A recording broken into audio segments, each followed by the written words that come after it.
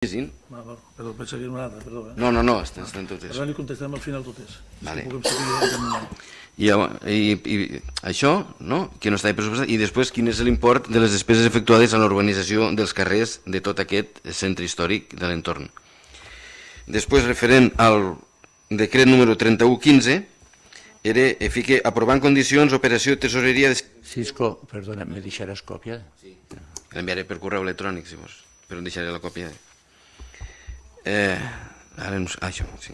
Aprovar en condicions d'operació de tesoreria de 600.000 euros en entitats que puguin estar interessades. Llavors, la pregunta és, en quina entitat bancària s'ha fet aquesta pòlissa de 600.000 euros, per quin motiu, en quines condicions, i llavors, lògicament, quin és l'actual estat d'endeutament amb aquesta pòlissa en actiu.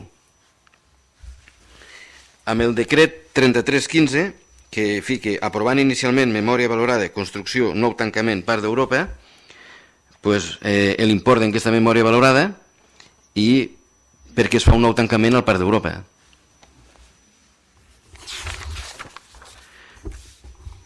El decret 6815 i 6915, que fica ordenant al propietari de l'immoble del carrer Lleida, número 6, Renta Corporation, reparació dels perfectes edifici, i en cap d'un altre també uns propietaris d'un edifici del carrer Major, número 3.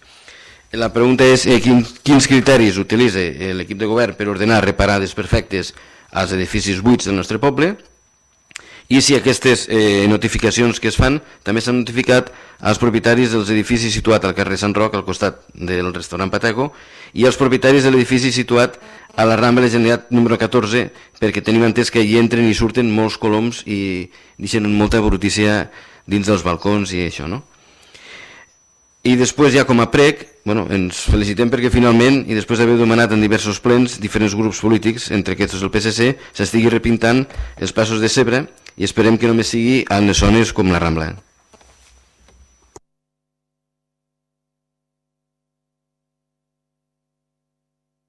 Bé, hi ha algunes preguntes que no sé si les podem contestar, que en aquest moment no tenim potser la informació que vostè ens demana.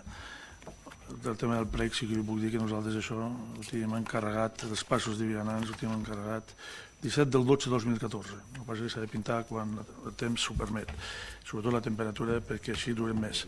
Per tant, estem parlant de diversos mesos que està adjudicat fins i tot.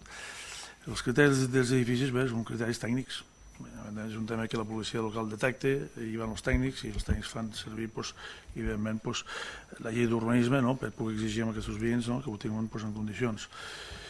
La tanca del Parc d'Europa és la tanca que separa precisament el Parc d'Europa de la residència d'avis.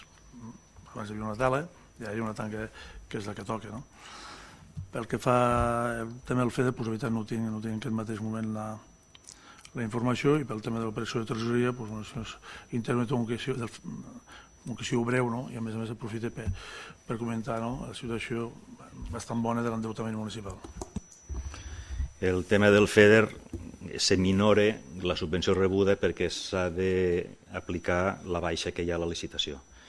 Llavors, clar, el FEDER dona el 50% de subvenció de l'import de l'obra. Clar, quan se demana la subvenció al FEDER, se demana per l'import del projecte. Encara no està licitat, no està licitada l'obra encara. Primer has d'aportar el projecte, el FEDER atorga la subvenció, i un cop tenim això és quan llavors se treu licitació l'obra.